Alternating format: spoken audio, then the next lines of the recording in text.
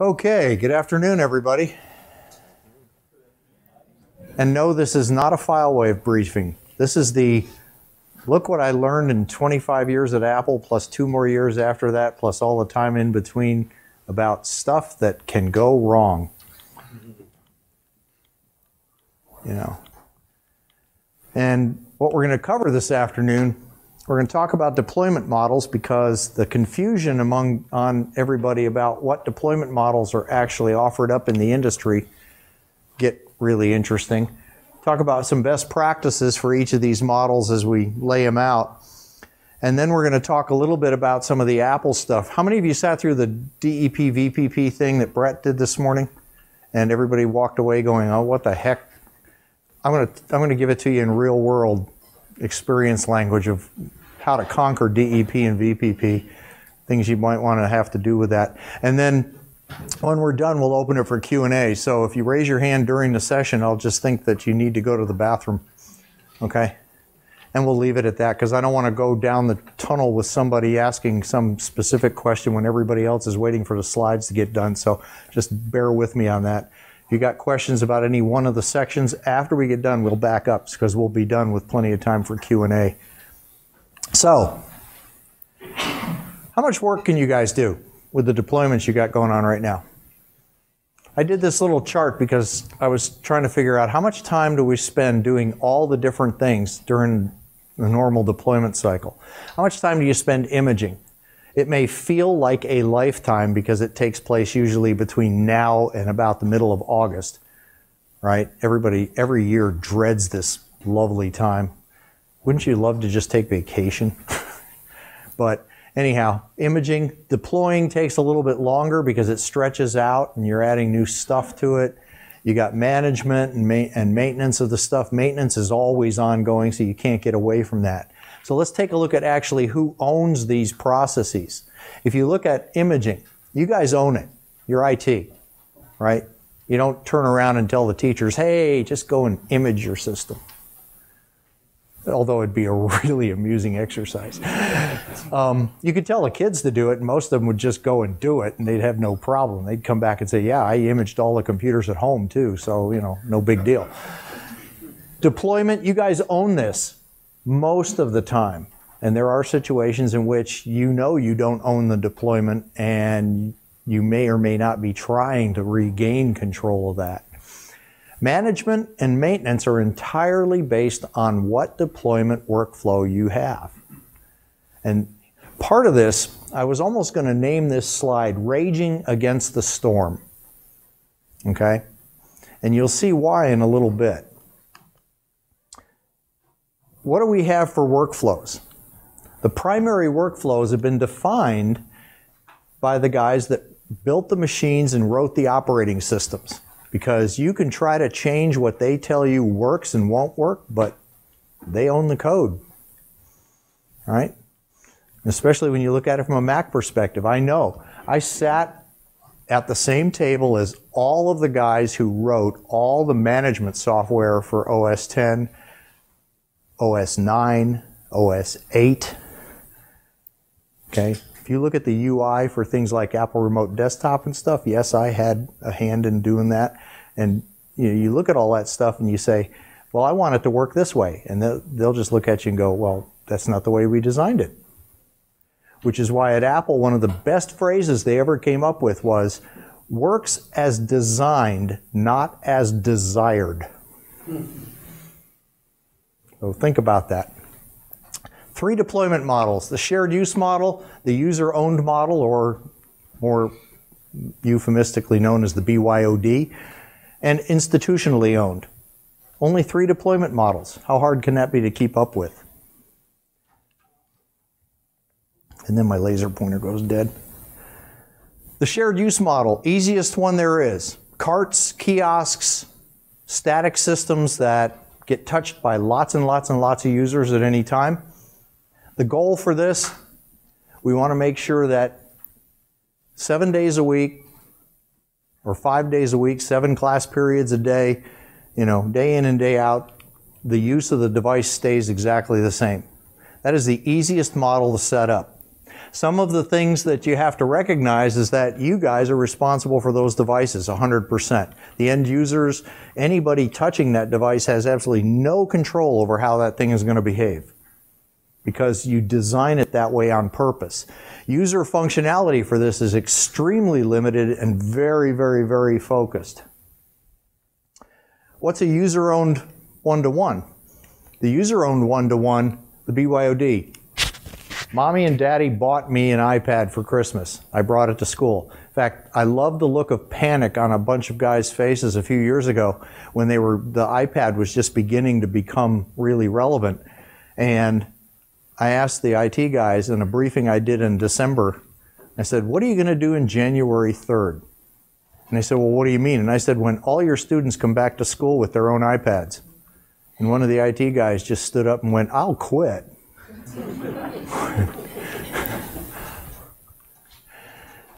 User is responsible for all the device, the data, and maintenance. Why? Because mommy and daddy paid for it. The school may provide additional services, software, and so forth. That's a BYOD. You notice the difference between IT's in charge of everything and now all of a sudden, oh wait, we're not. Institutionally owned one-to-ones. This is the most flexible deployment and the most abused and sometimes conflated deployment there is.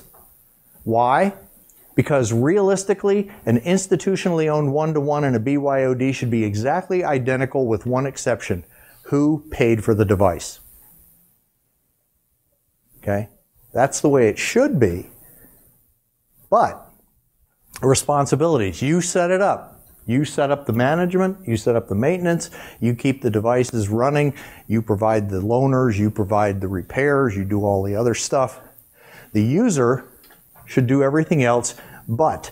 And that word but comes in there, and we will come back to that several times. And I should put the user should do everything else but. So let's define a one-to-one. This is the industry definition of a one-to-one. This is not one specific school district's definition. This is worldwide. The definition is device that is deployed for the exclusive use of a single user. Okay? This is not Joey comes in and gets iPad or MacBook Air cart 11 device number 3 today and device number 17 tomorrow. He has the same device all the time. Define exclusive use. User has control over the device and, that really scary word, responsibility for the device and all of its data. That's a one-to-one being defined. Which brings us to the scary part. This is my favorite question. Why? This question comes in really, really great when somebody brings you a MacBook that they ran over with their SUV on their way to school, and they hand it to you and they say, can I get this fixed? And you say, sure, no problem, we'll just give you a loaner. And they say, well, what about my data? And you say, well, where's your backup? And they go completely blank because that in-service that you taught them how to do backups for their one-to-one just went because they were busy doing emails while you were busy telling them how to do backups. I think about half the people out here going, yeah, we did that. If you provide the infrastructure for backup and you point your users to it, it's the leading a horse to water issue. Don't feel guilty if they never back their stuff up. You just say, hey, you have an opportunity to excel at recreating all your data.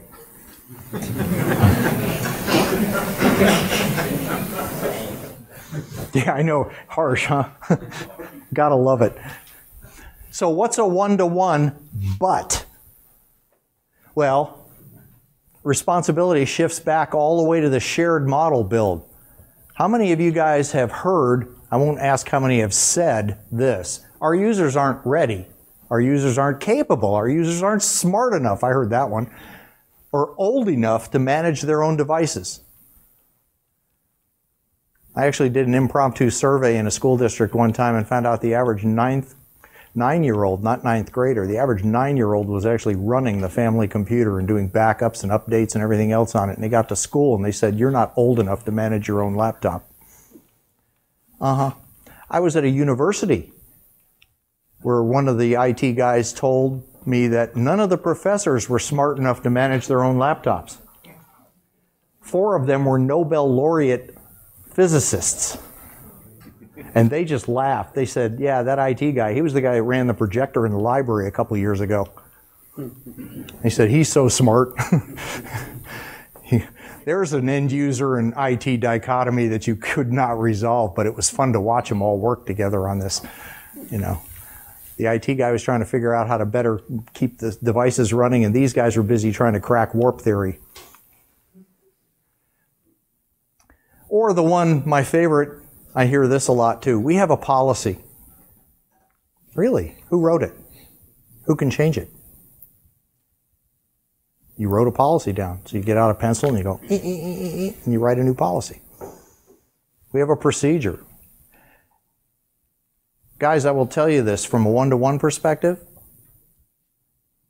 Back when you first got started, you probably had a lab of Apple IIs, and for you younger guys, that was a computer that involved like green screens and stuff. Or mostly Oregon Trail.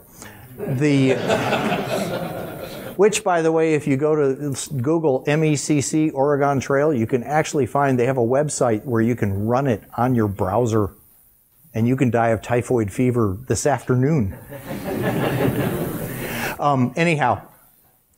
Once upon a time, we managed labs. Okay?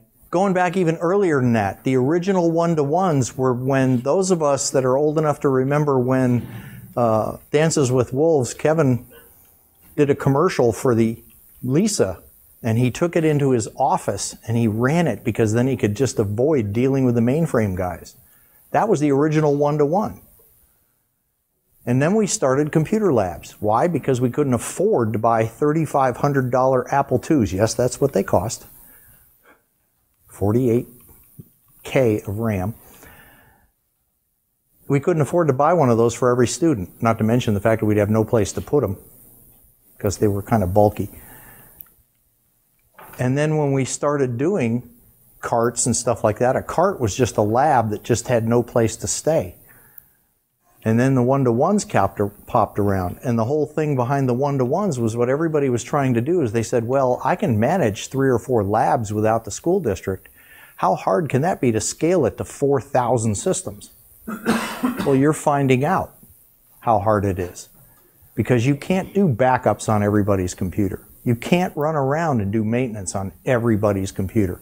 So what you end up doing is you start taking away functional use. And saying, well, we don't need to do that.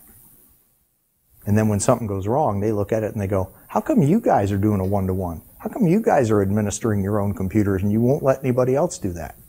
Oh, but they're not as smart as we are. So you take over user maintenance. Those are the 3 reasons it happens. Money, I can understand that. We don't have enough money to buy everybody their own computer. Once you get everybody your own computer, then money isn't the issue.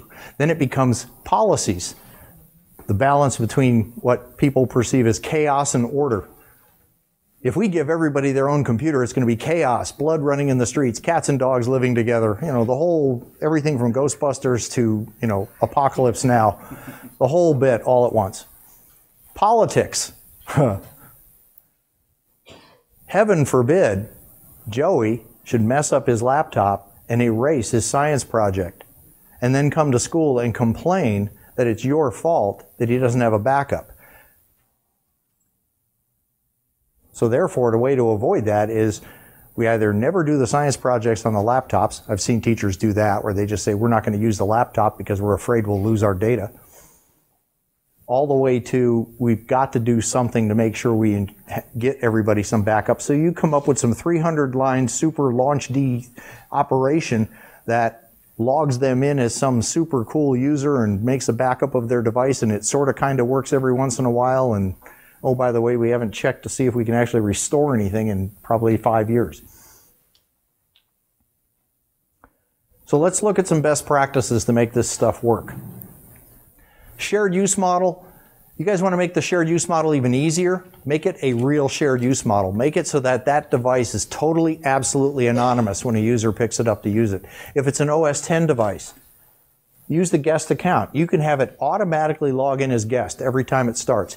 So I was at one of the schools out in the Midwest, farther than the Midwest, farther west than me, out in Utah, where they wrote a big long script that cleaned out the machine every time the user logged out. And I said, why don't you just use the guest account? And it pops up with a dialog box and says, delete all files and log out. And you go, yeah. Yeah, that. And you can make it auto login. Then what you do is you tell all the users, you know that USB key that's part of every single person's kit when they come to school? Use that for your data. They can come in, log in as guest, plug in the USB key, work on all their stuff, save it to the USB key. When they're done, they log out, they go away. And when they log out, the machine is pristine and clean and all pretty again. And nothing happened to it. Nothing could happen to it. Only install the stuff they absolutely need on there. Go in there and remove all the other junk. Somebody says, well, how do we manage this and that? One of the most amusing binary presentations I ever saw, side by side, at a conference. In one room was a pile of IT guys. How do I keep users from launching Minecraft in school instead of getting their schoolwork done? And I stood out there and listened to the guy explain all the different things you can do. We even, at FileWave, we even have a thing that you can do for that. If you want to stop somebody from launching a certain app, we can do that. Right next door, STEM training. All the teachers sitting in the room learning how to use Minecraft to enhance math and science training for the students. And they could, I think the guys who put the conference together did that on purpose, because you could just stand there and look at the two banners and go, you know, it was so bizarre. I mean, good grief. Use your cloud stuff. Everybody's been itching to use all that cloud storage, all the network apps and all the other stuff that relates to it. Use that in the shared model. It's perfect for that. For OS X, guest account, minimize the apps, clean the machines up and make them straightforward. This is a shared device. No ifs, ands, or buts. It will behave this way. And you guys will save yourself tons of time trying to figure out how to do otherwise. Instead of saying, well, they need to log in using their AD credentials and hook in their thumbprint to the Android cloud thing, Google, you know, whatever it is, Google Docs, and hope Google stays online during testing. I was at our headquarters in Indiana last year during the April-May, you know, final testing period, and somebody had, for one of the school districts, had redone all of their final tests in Google Docs. Basically, using Google for everything they did, and Google went offline for 4 days that week of all the testing. And I went, ooh, how's that cloud thing working out for you? That's pretty cool. The other one to question, what about iOS? How many of you tried to create a shared environment for iOS? Notice I said tried, right? I'll make it simple, okay? Steve, you know, remember that guy? Was interviewed by a lawyer. Interviewed, he didn't care about lawyers. He owned them. He was interviewed by a guy in the press one time, and Steve said, I notice you're carrying an iPad. And the guy said, yeah, he says, and I have a question about that. He says, I go home on weekends and my daughter likes to play with my iPad. How can I keep my daughter from getting into my email and stuff? Steve said, simple, buy her own, and then he added some adjectives, her own iPad. You know, beep, beep, beep. iOS was never designed to be a shared use model.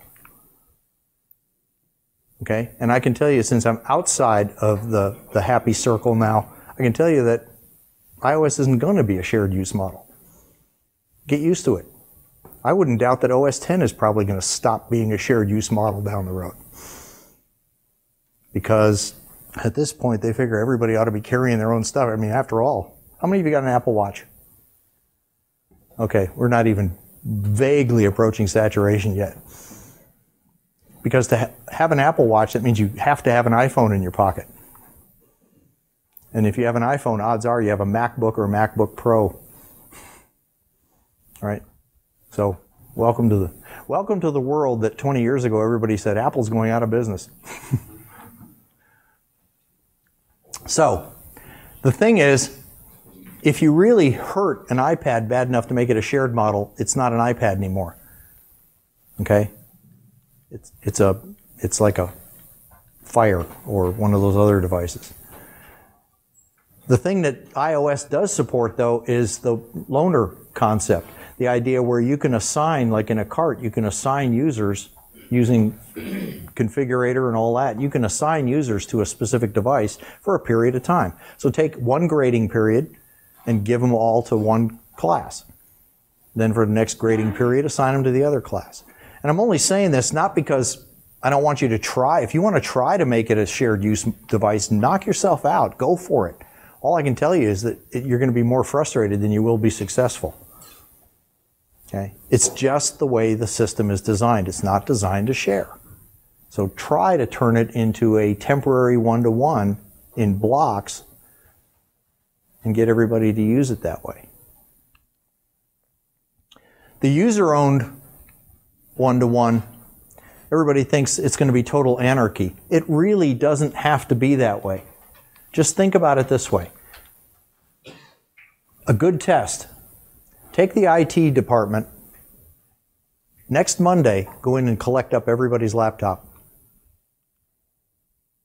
And tell them what we're going to do is we're going to change all the laptops. First, we're going to erase them all because we're assuming you all have backups. And then we're going to rebuild the machines with a hidden admin account, and we're going to give you all a standardized account, so therefore you're not allowed to install any more software, perform any backups, do any software updates. No more. Joey over here in the corner, the youngest guy, has been tasked to handle all of that for everybody in the IT shop. And it will be this way for the next 60 days. Okay? I will bet you guys won't reach the end of the week before you lynch Joey. Take control of your laptops back and reset them so that you are admins of them again. Okay? You've already proved that that is the best deployment model for a one-to-one. Now it's just a matter of releasing the little birdies into the air and going forth. If you focus on this stuff, and this I will give you, everybody, how many of you are from the enterprise? How many of you have your hands up and you're actually from education? Okay? Because education, I can tell you, enterprise is a cakewalk compared to education.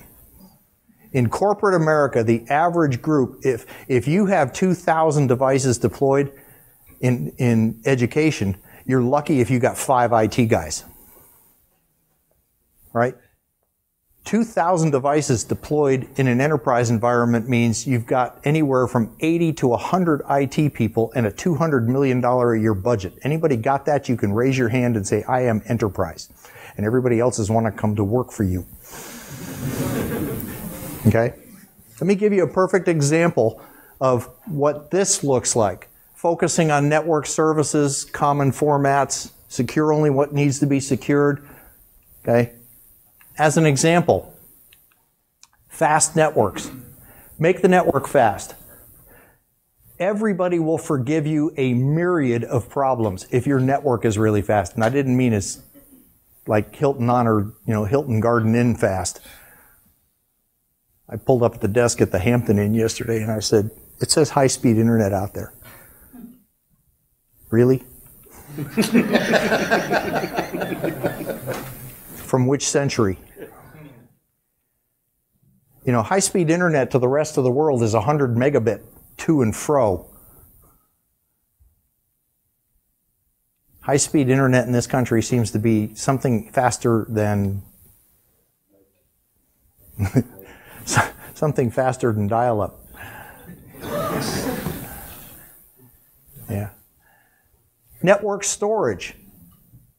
You can provide network storage for groups, for teams, for people that are working on projects and stuff. How many of you got Xserves lying around?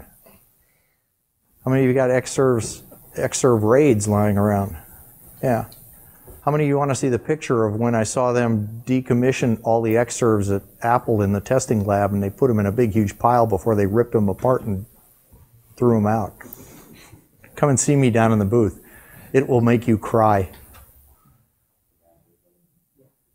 Stacks of Xserves. Stacks. It was crazy. Secure your networks. Give them profile-based access. Okay, and we'll talk about carrots and sticks that relate to this in a minute. Common document formats. You don't have to tell everybody has to run Microsoft Office. What you got to tell them is any document you turn in has to be turned in PDF format. There are so many PDF readers and editors and all that stuff. I mean, you know, every single OS comes with some PDF reader attached to it today. You don't all have to go out and get Acrobat. You could. Works just fine. But then, you know, so does Preview. Right? Graphic formats, stuff like that. So then everybody says, hey, look, all the documents that are floating around right now, everybody can read them, everybody can see them, everybody can work with them. Okay? And then when you get work groups, you can work with common apps, and that's where things like VPP and stuff come in handy. You know, Brett was talking about that a little bit this morning. You got a group of students taking a advanced graphics class, and what they would really love to have is some of the higher end graphics programs. Or the guys in math want one of those apps that's on the App Store for $299. And you look at that and you go, I am not buying that in a VPP thing. Well, it's a credit card, right? Who cares? But the reality is, if there's only 16 people signed up for that class, then you buy 16 copies of that $299 app, and your one-to-one gets to be really interesting because those kids taking that class get granted that license for the duration of that class. Then you yank it back and give it to the next group of kids. And you go, wow, all I've spent, I've only bought 16 copies of this software. And only somebody taking the class gets it.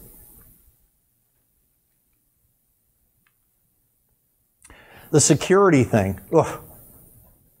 Okay, how many of you have faculty on one VLAN and students on another? Yeah, we're still over 50%. Why?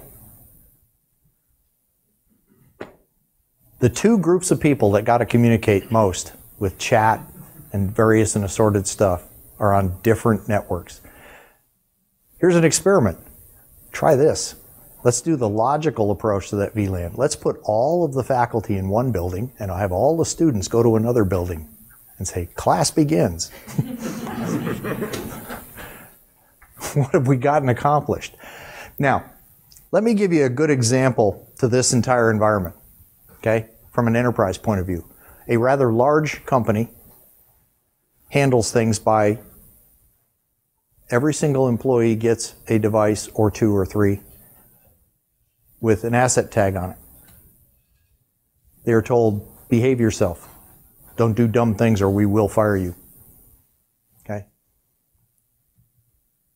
IT has absolutely zero control over those devices running on the network. In fact, even worse, the network in this company is wide open. Anybody can come up in the parking lot and sit there and get onto the company network. Can you get to anything useful? No. To get to anything useful, like grade books or anything administrative, you have to VPN into a secure chunk of the network. Or you have to badge into a secure area to get to hardwire. And how well does it work? Well, it seems to work really, really well. How much other stuff is going on? Almost nothing. Put a filter at the top of that network, basically a Barracuda box or another really good web filter at the top of the network, filtering content coming in from the outside. You have just met every single federal regulation for SIPA, HIPAA, and everything else that's out there. But what happens when the user leaves the network? Doesn't matter. Who's the company? Obviously, it was Apple. At Apple, that's it. You go to the Apple campus, you go to any of the Apple stores, you can get on Apple Wi-Fi. That's Apple's worldwide network. It is wide freaking open. Have they lost any secrets? No, they haven't gone to any bars and left anything sitting around on bar stools.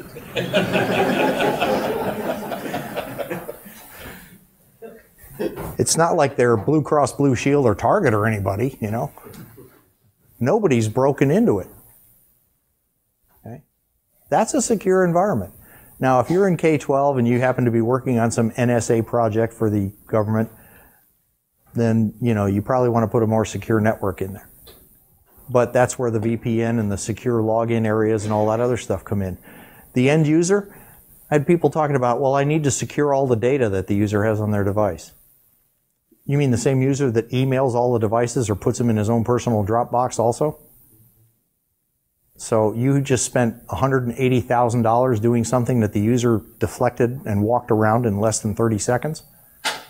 Yeah. Aren't you glad you bought into that? Just be logical. Follow the path that you would walk if somebody told you you can't do something.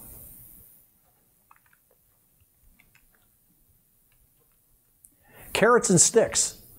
We want in a one-to-one, whether it's a BYOD or an institutional one-to-one, we want the users to be in a managed environment of some sort. The difference is whether you're going to make it draconian or whether you're going to make it cool. And the idea here is, in a BYOD, you want to give them an incentive to join the environment so that you can provide services to them and stuff, and you know what's running on the environment. So you can look at your dashboard and you can say, yes, I've got X number of machines running, you know, Yosemite, and X number of ones running El Mountaintop or whatever it is. And you got a few guys running WinX. Isn't that what it's going to be called? I had a PC guy tell me, he goes, it's called Windows 10. And I said, just like OS 10? And he goes, yeah. And I said, so it's WinX. Since the Windows guys called it OS X for so long, I figured we got to get even with them. So we'll just refer to it from now on out as WinX. Just to watch the look on their face. They'll do like my pug puppy does. He goes.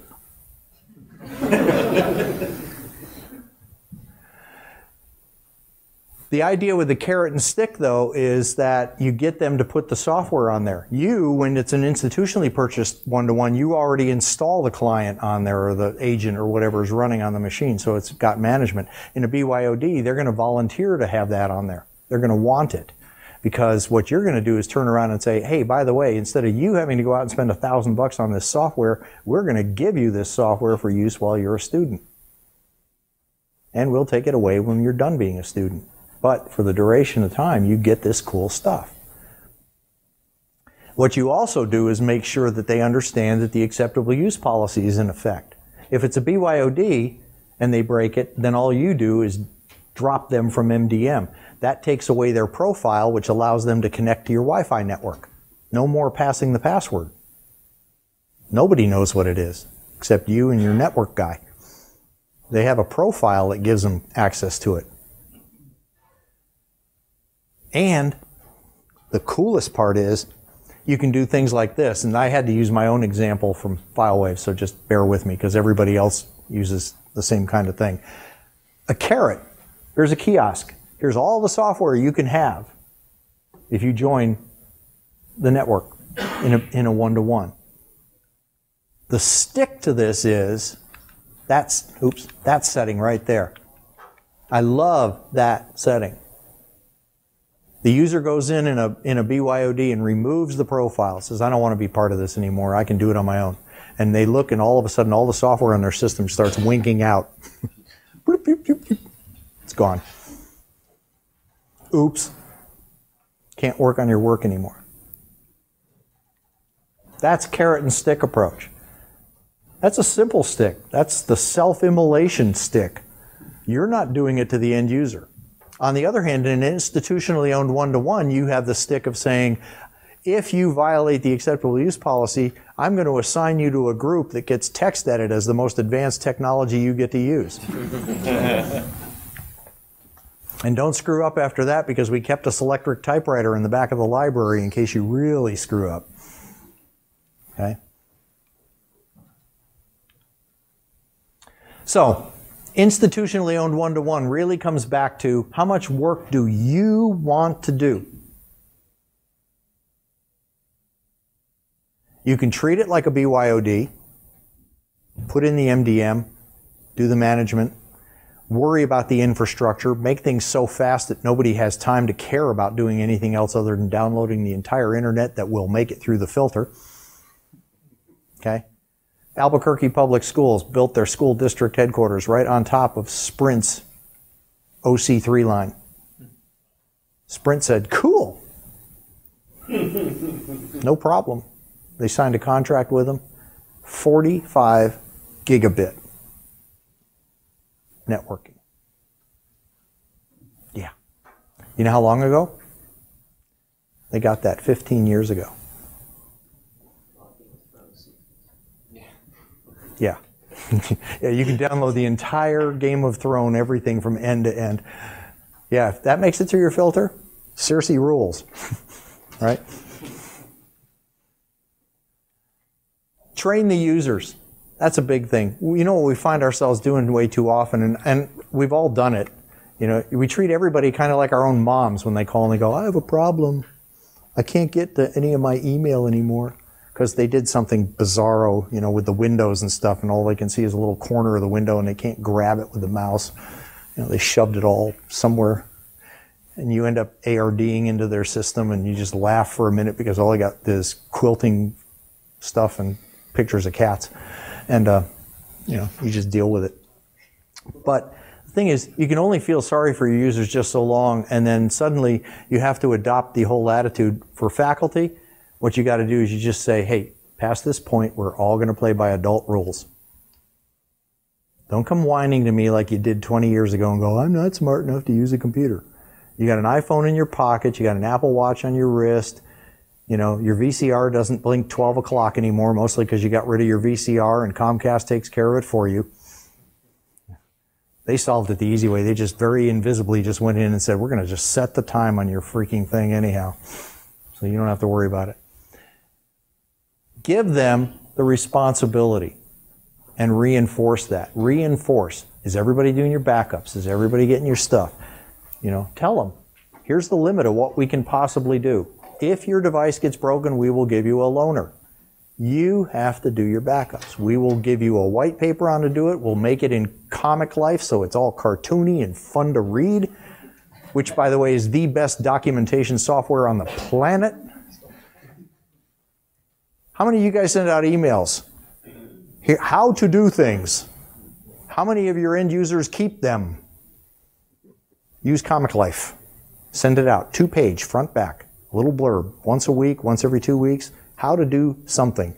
Do it in Comic Life. Make up a little cartoon character that talks to them. You will walk into their rooms, into their classrooms, into their offices, and you will find 3-ring binders filled with these things. Because they are cute and fun, and they will keep them.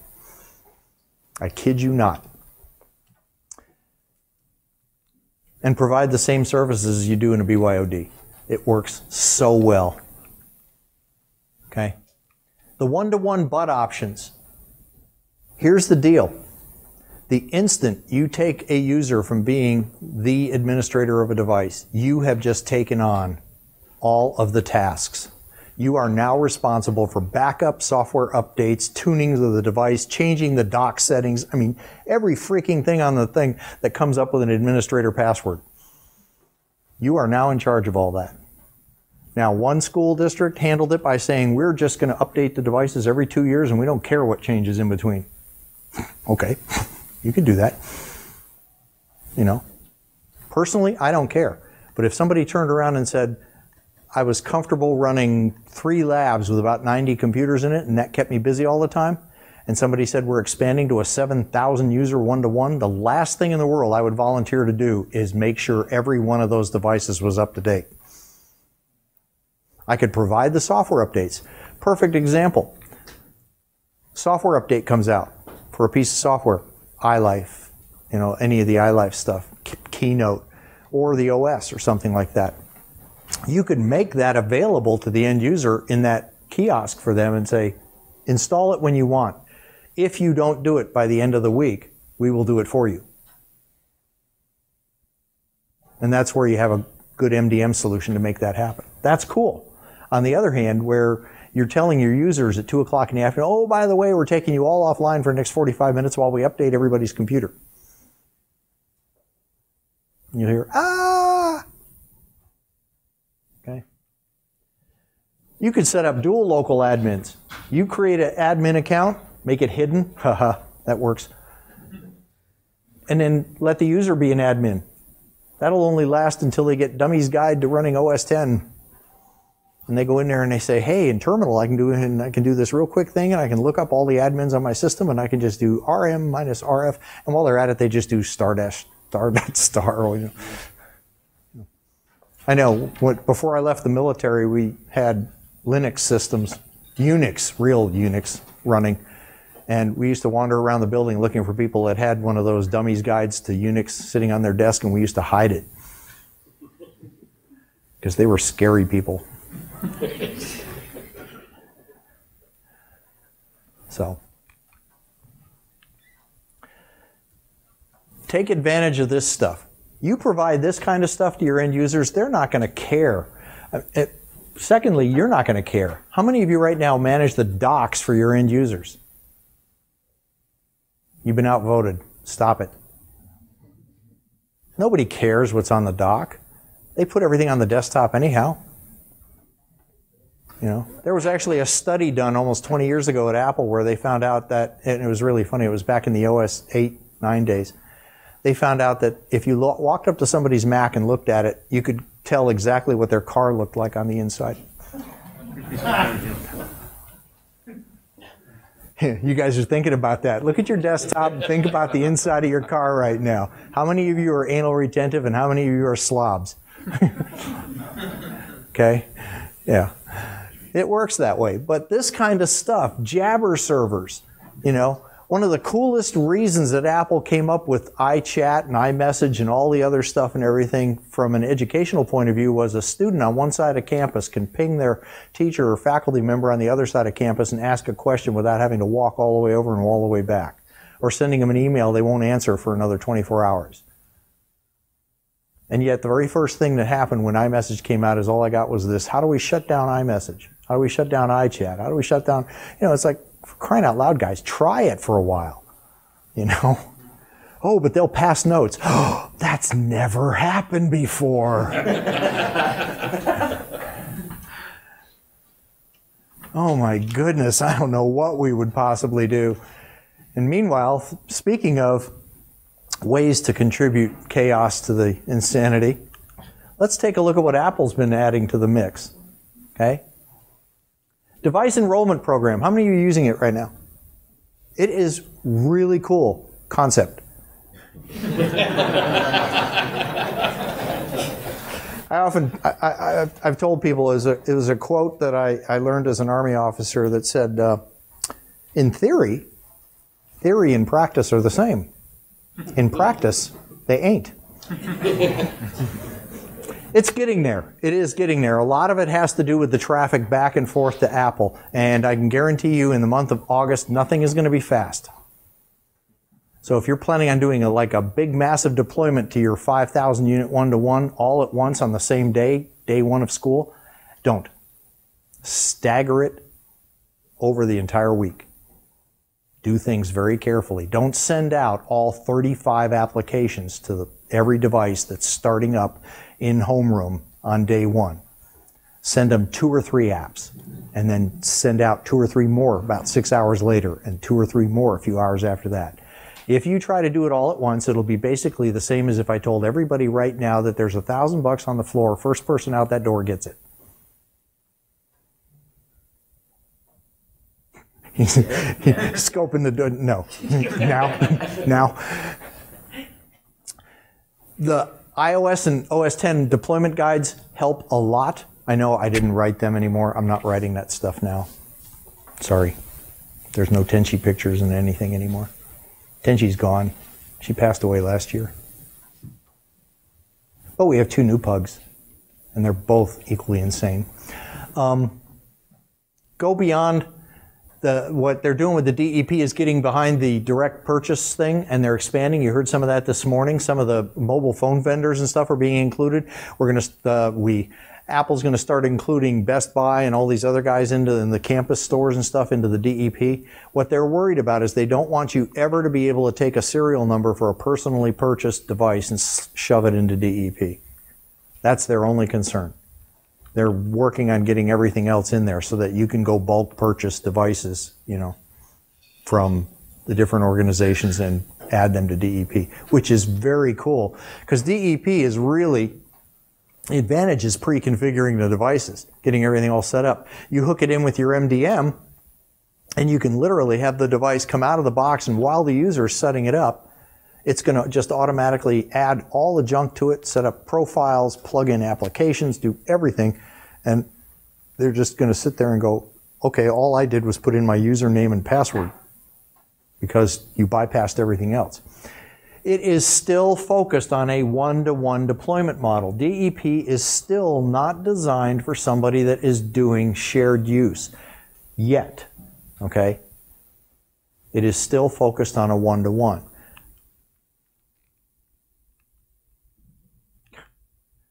This is an example of what the screen looks like. It's pretty much the same for everybody.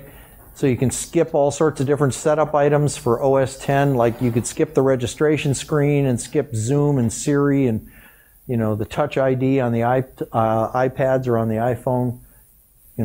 Skip location services. You can do all sorts of other stuff in advance using DEP. And with what DEP is going to become going down the road, what it'll also allow you to do is it'll force the device to not continue past the setup assistant until everything the MDM server has for it has been completed. So it'll sit there and tell you, I'm not ready. So what we're getting for this fall with DEP, they're going to change and they're going to add the ability for you to plug in a hidden admin account. And then when the user runs through it to set it up, it's going to put in a non-admin account. Okay? Some people are looking at that going, well, it's a one-to-one. Other people are going, yeah, that's our one-to-one. That's fine. Whatever you guys want to do, just remember the workload changes and shifts radically in one direction or the other, depending upon whether you do this or not. Because if you're going to tell your users you're going to be responsible for backing up your own data and you turn around and kill them from being admins, figure it out. Okay? You got to figure out how to make that work. The volume purchase program, I think, is one of the best things ever now that it's maturing. Okay? The original concept worked really well. It was use an app as a consumable thing. You had codes, and you got codes, kind of like the Starbucks thing or whatever. And at Apple, they had the same thing. You asked for an app, they gave you a code, you went and got the app, it belonged to you. They didn't care. It was just like toner cartridges. You just, you go through inkjet cartridges, toner cartridges, paper, all that other stuff. Apps were consumables. Now you don't have to worry about that anymore because now it doesn't have to be this insane budget thing where you're saying we're spending $80,000 a year on apps every time we have new users come rolling into the system. It totally provides incentive for somebody to be involved in the MDM environment, which is very cool. So what are your limitations with VPP? Currently, apps can only be assigned to an Apple ID. Okay? How many of you watched the developer conference stuff? The Todd Fernandez got up and did his thing. Okay?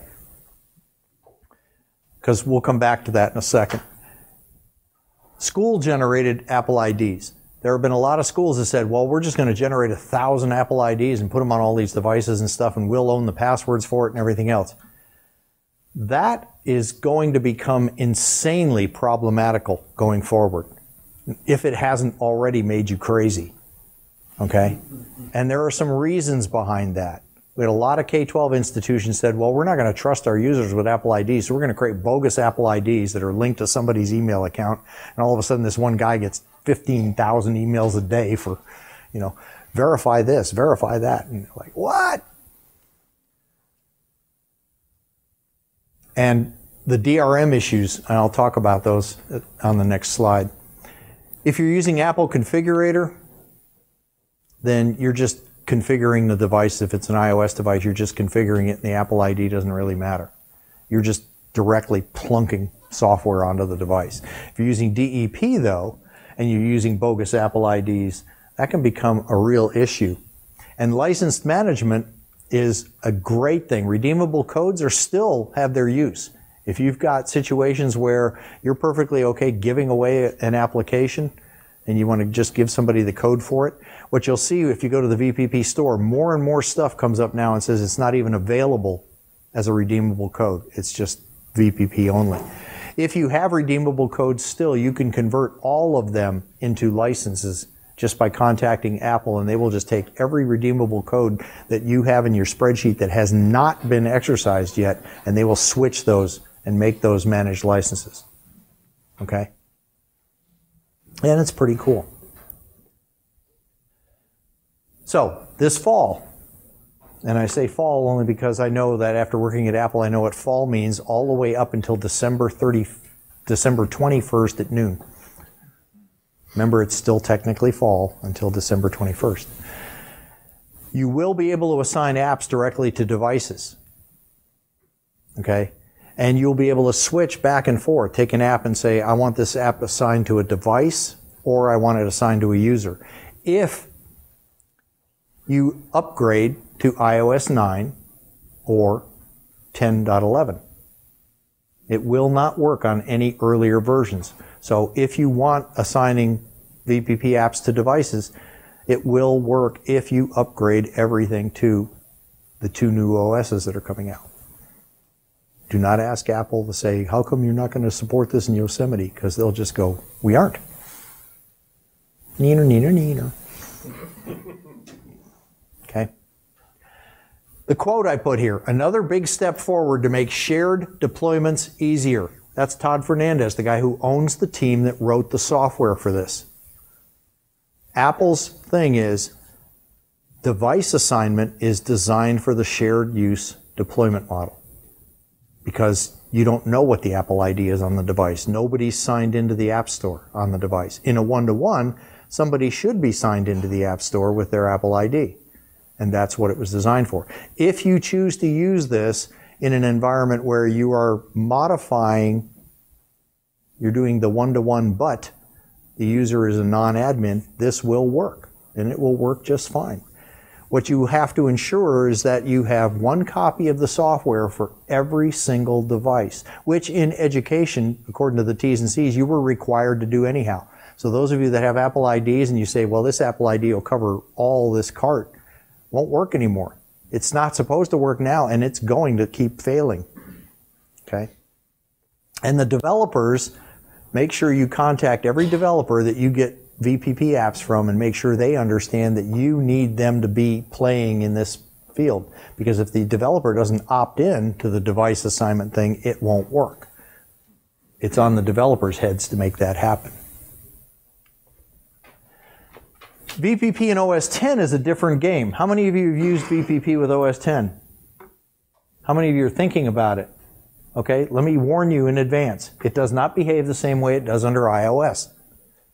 First off, because of the way the architecture of OS X, if you assign a VPP app to an OS X device, then the assumption is A, it's got an Apple ID assigned to it, and B, there is no supervision for an OS X device like you have under iOS, so you can just have silent installs. What happens is the app shows up in that user's purchased set on the App Store. And if you have a kiosk or something else, a self-service app, it'll show up there. But it doesn't automatically install. The user has to install it. What you're basically doing with VPP is granting them a license for an app from the store. And so they click get the license, they get the license, they can download the app from their purchases. Okay? Hence, the focus on one-to-one deployments. Okay? With users as administrators. The user sees the app, they can install it. If you revoke the license, the developer chooses how long that app stays put. By default, it's supposed to be 30 days.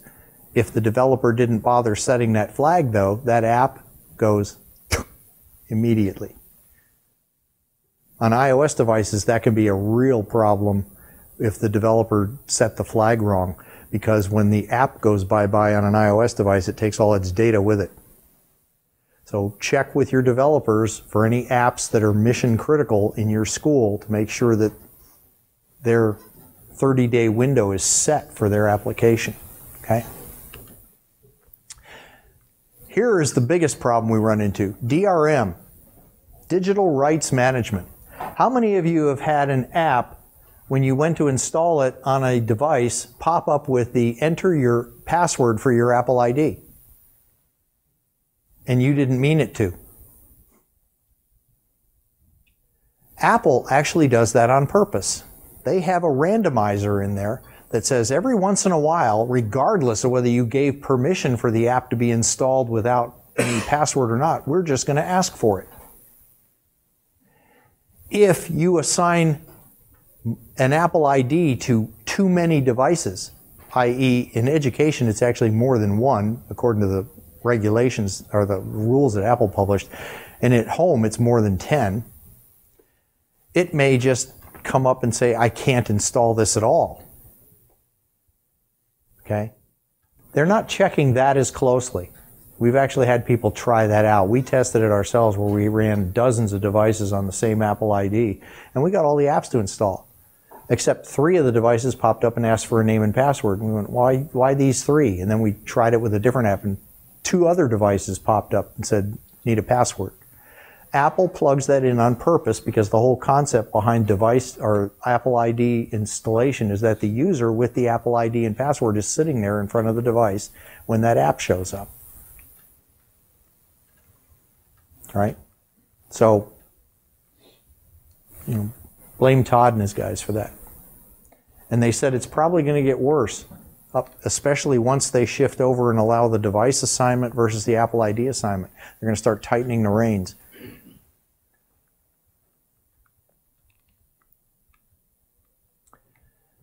What I call the faux enterprise. Faux enterprise apps, you know what those are? Those are the iOS apps installed on your admin machine that you grab the IPA and you just shove it into a package and send it out to your end users. Used to work. It won't anymore because all the apps are tagged with your Apple ID. And when they show up down on the other device, they're going to ask for your Apple ID and password to launch that app. That is not legal anymore anywhere in the world because Apple has deployed VPP everywhere that has electricity. Okay? So this can't be done anymore. If you have real enterprise apps, apps you built in-house, you can deploy those without VPP, without any restrictions, entirely inside your organization all you want. But grabbing an actual Apple app and shoving it into a deployment model is not feasible anymore. You might get it to work once for a little while, and then the very next week it's going to start popping up every time somebody launches the app and asks for an Apple ID and password. So don't even test the waters. Apple IDs in education, the guys were talking about that. That's primarily the one for the younger students. But even for the older students and stuff, everybody on the planet has an Apple ID right now. I used to ask the trivia question, I guess it's still valid. What's the largest database running in the world? Is it running on Active Directory? Is it running on Novell? Or what? What is the largest database running right now worldwide? The iTunes database, basically the App Store database with everybody's Apple ID in it. It's running on Open Directory.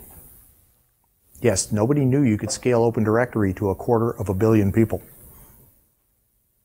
It's a customized version of Open Directory. It is nothing like what you get on OS X server. It is way customized compared to what's on OD. But it's pretty cool. So the idea is the expectation that Apple has. These are just things that you got to know. Apple expects everybody to have their own Apple ID. Apple expects everybody to have their own Apple ID. Apple expects you to use the Apple ID for Students program for kids under 13. And it's a cool program. It actually is, because it gives them a very restricted Apple ID. They're not allowed to do a whole lot with it. You know, they can't just go willy-nilly and download, you know, Battlefield Earth or whatever. You know, the age restrictions and all that stuff are in there. And the bulk Apple ID stuff, they're trying to discourage that. The sales guys will mention it, and the technical documents will say, what? Okay. So looking at some trends, where are we going? I work with the Gartner Group. They do all the big, giant corporations worldwide, and they watch schools and colleges and everybody else all over the world. And they said, what's happening? Where are we going? Well, BYOD adoption is inevitable for two reasons. One is most schools don't have the money to outfit everybody with a computer. It's easier to turn around and maybe either subsidize or just flat out tell the parents, oh, by the way, not only do you have to buy your gym uniform, but you got to buy a laptop for your kid. Okay.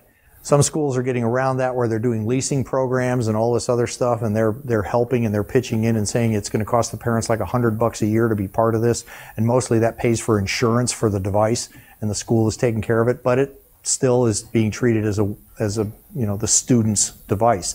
And at the end of the leasing period, they sell it to him for $1. Now the kid has his own laptop. It's cool.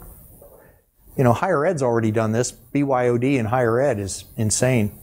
You know, I mean, how many actual devices, when you get to a college campus, how many of you K-12 guys? Okay. You guys outnumber, the higher ed guys love to brag, oh, we got 52,000 Macs on our campus. Yeah, but they only own 1,000 of them. The other 51,000 belong to the students and faculty, and they personally paid for them with their own money. In K-12, you know, you walk in there and you're managing 7,000 laptops, 300 servers, and all this other stuff with your 4-man IT shop, and you go, pfft, you know. I will tell you, the enterprise guys, they freak, they quake at the idea of being brought into a K-12 school district and dropped off and said, here, help. I know, because I had a guy who worked for one of the major international companies who, when he was told that he was complaining about his 500 systems that he couldn't manage to keep running with his 20-man staff by a K-12 district technology director who said she had 5 other people besides herself, 6,500 systems and 298 OS X servers. And he looked at her and goes, you're crazy. She goes, no, I'm just in K-12. Users are going to have 3 to 4 devices on the network in the next 0 to 3 years. Already, well, that's why I said 0 to 3 years. How good is your Wi-Fi network? How many of you sat in Jim Geringer's wireless for mobile? If you didn't, go back and corner him and get him to come and talk to you guys. Okay? Odds are, whatever your Wi-Fi capability is right now, if it's like it is here, how many of you have noticed that the network traffic here is less than optimal? Yeah. All right. Better than last year. It's better every year. The problem is the devices we're getting are outpacing it by a factor of 10 in terms of speed and need. And downloading, you know, Cersei's Walk Through Town. I was just going to say, if you're going anywhere on campus. Yeah. And Windows 10, or like I told you guys, WinX, is going to be a huge deal. Why? Because they're basically, after all those years of talking about Apple going out of business and all the years complaining about, you know, how sad it is that everybody doesn't know how to use command line for everything, and using registry items, they're actually moving to profiles. So for those of you that got really good at Profile Manager, Windows 10 is going to support essentially profile management, which is going to be really awesome. I know, because we're keeping a very close eye on that, and it's going to be nice. So for your deployment models, choose very wisely. You cannot solve all of this stuff with technology that you're asked to do. Okay? IT sees the whole idea behind mobile stuff as a strategic issue. It's got to be solved globally for everybody. The end users see it as a tactical issue. I can't get online. They don't care what your global perspective is for networking. All they know is that when all of them cram into the auditorium, they got a crappy connection. They want it fixed. Create feedback forums for your end users and take them seriously. Spend some time in a classroom, especially the K-12 guys. Go and sit in the back of the classroom and watch a teacher try to use technology. We did a little study about a decade ago. We went into one of the major school districts in the country and we asked them how much time is wasted in a classroom with technology. And what they came out with was 7 minutes. It took 7 minutes from the time the bell rang to start the class period for the teacher to be up and running with the technology and showing it off to the students. They went 7 minutes. They had a 50-minute class period, 7 minutes. Worse, the total number of minutes that a teacher teaches during a year was roughly equivalent for minute per dollar for the teacher's salary. So they turned around and they said, well, that means it's basically $7 thrown out the window every time for every single teacher. And then when they counted the total number of teachers and everything else, it was costing them $35 million a year. And they turned to the IT guy and said, fix this.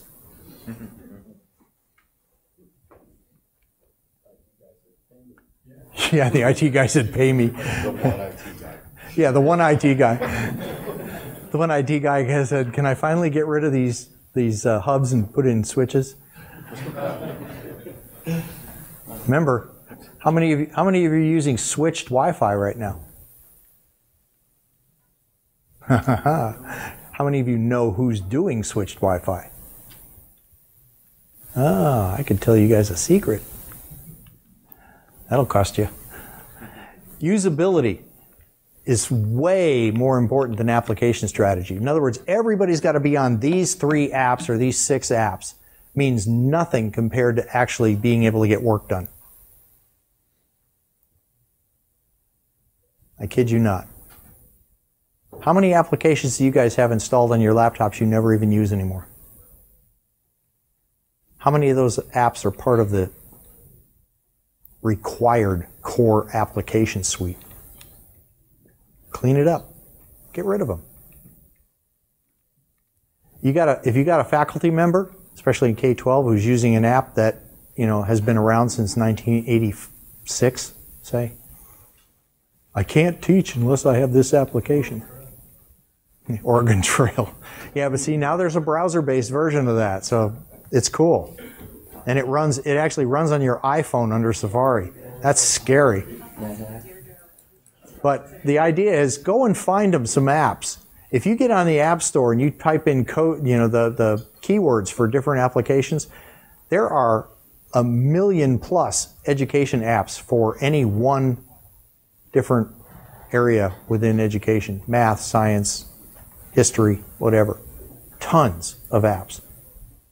Not to mention the fact that probably one of the reasons the teacher is having a hard time with classroom management is the kids are going, but they found out the dinosaurs were actually warm-blooded back in 1976. Why are you still teaching us this stuff? How many of you didn't know that? Sad. Dinosaurs are actually based on bird DNA more than they are lizard DNA. So the thunder lizard thing doesn't mean anything anymore. See, you learned something new today. So, anyhow, be a minimalist.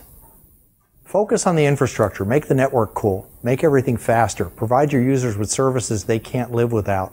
And then you'll forget all about whether or not their desktop is cluttered and whether their dock is on the right side or left side, or whether they're running a certain app that you want them to run versus what they want to run. And if they break the rules, follow the policies. That's going to involve some politics because you're going to have to be able to tell the parents, especially in K-12, you have to be able to tell the parents, no, Joey lost use of his computer for a week because he did blah, blah, blah. And they said, well, you can't do that because, you know, Joey is my snowflake and he's perfect.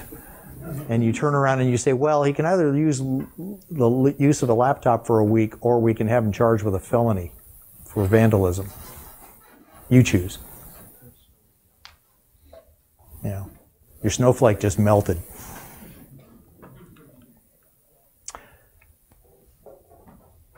Questions?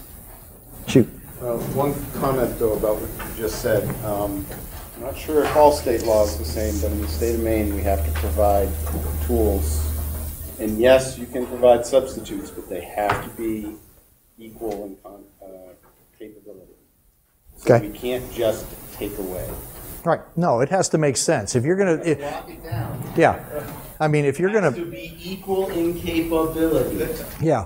If you're going to, you know, you got to research that. The tools that you use for any kind of, you know, for any kind of educational purpose, it has to be a useful tool. But, you know, the funny part is there are a lot of apps on the App Store right now that are way beyond apps that somebody adopted 5 or 10 years ago. No, I mean, if a student is misusing something, Oh. you can't just take it away. Well, actually, yeah. Substitute. And there was a school in Nebraska that did that where the student screwed up, and what they did was they gave him complete access to the printed copy of Encyclopedia Britannica. They gave him access to a Selectric typewriter and all the whiteout that he could get his hands on. And they said, and a pair of scissors, and they said, now you have cut, copy, paste, and research. Okay? You know, so that's the deal. Anybody else? Any burning issues? You're just stunned right now and thinking, holy crap, I cannot possibly make all my users admins. They'll kill me. What's switched Wi-Fi? Switched Wi-Fi. Go talk to Ruckus. They've actually figured out how to make Wi-Fi access points switched. Yeah. Thanks, guys. Thank you.